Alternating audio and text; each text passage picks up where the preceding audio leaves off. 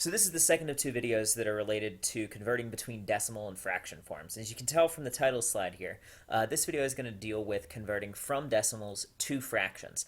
And it turns out that a lot of the work, in fact, all of the work that you need to be able to convert between decimals and fractions, and all the understanding that's required and sort of the math skills behind it are things that you've already learned, and you've kind of been doing this already since you were in probably second or third grade. When you first started learning about decimals and talking about them and giving them names, you've actually started the process of converting them into fractions. And so like we said in the first video of converting fractions to decimals, we brainstormed some reasons why fractions and decimals were similar, and we decided that we could convert between them because they're used to represent the same values. Now, in class, when we talked about converting between from fractions to decimals, we talked about how there are different types of decimals that we can deal with. Some are terminating, some are repeating.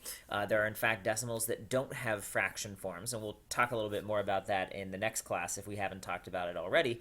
But for the most part, what we're going to be talking about in this video are terminating decimals, decimals that have a definitive end, such as 0.97 and 0.458.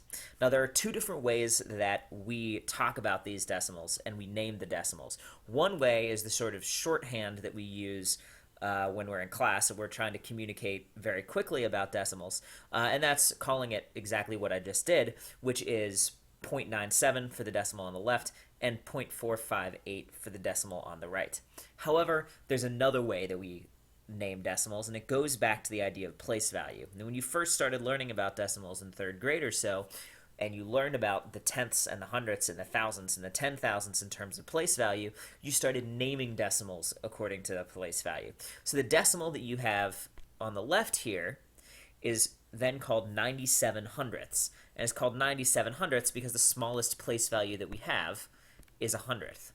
And the decimal on the right is 458 thousandths, and that's because the smallest place value that we have here is the thousandths.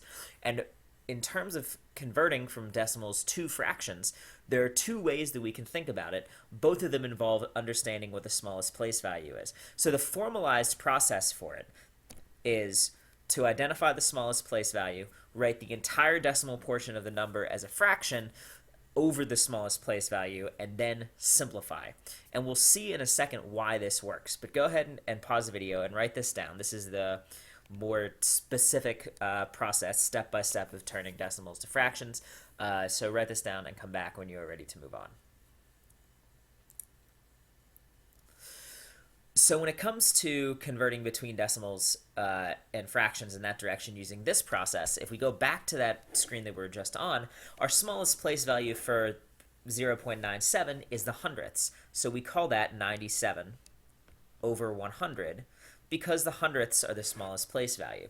For the decimal on the right, 0.458, our smallest place value is the thousandths, so that's going to be the denominator of our fraction. And then we have 458 out of those possible thousandths to make a whole place value. And this works because decimals having to do with small pieces of numbers, we can imagine that a hundredth, for example, on the left, is the same as breaking down a 1 into 100 equal pieces. That is what a hundredth is. It's one of 100 equal pieces of 1. So in the decimal 97 hundredths, we have 97 100ths. Similarly, for 458 thousandths, if we broke that 1 down into 1,000 equal pieces, 458 thousandths is what we get when we have 458 of those 1,000 pieces. Now, our fraction on the right can be simplified, and we'll get back to that in a second.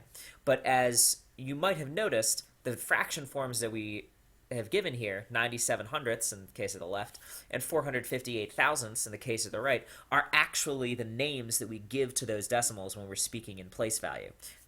Because if we're giving them its proper name, it's not 0.97, it's 97 hundredths, which also happens to be the name of the fraction.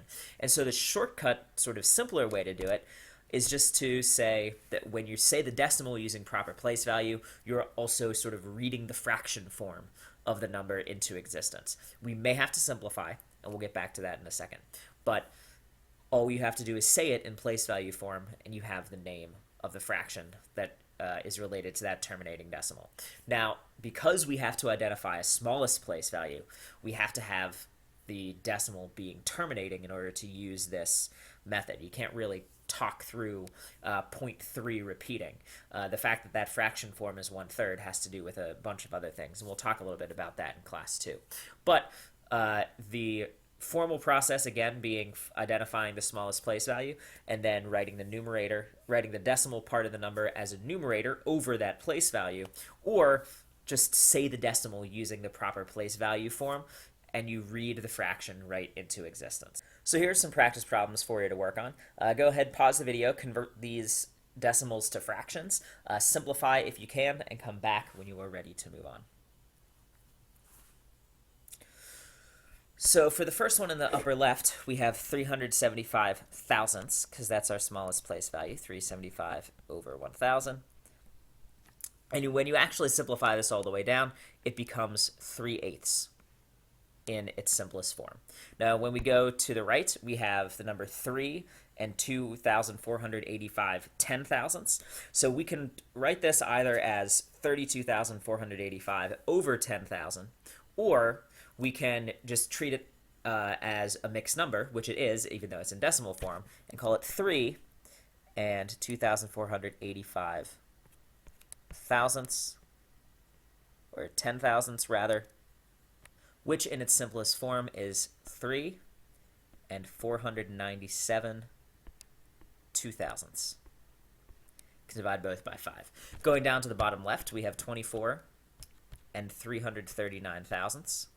All we can do with that. That's already in simplest form. And for the one on the bottom right, we start out as 5 10,000ths, which simplifies down to 1 over 2,000.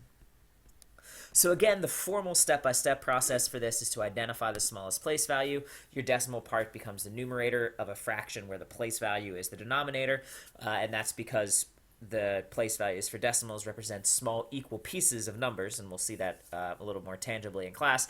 Or if you're adept, as we all should be at this point, about reading decimals using their place value forms, you just read the decimal. You can say it out loud if you want, and then you've just said a fraction version of that same decimal.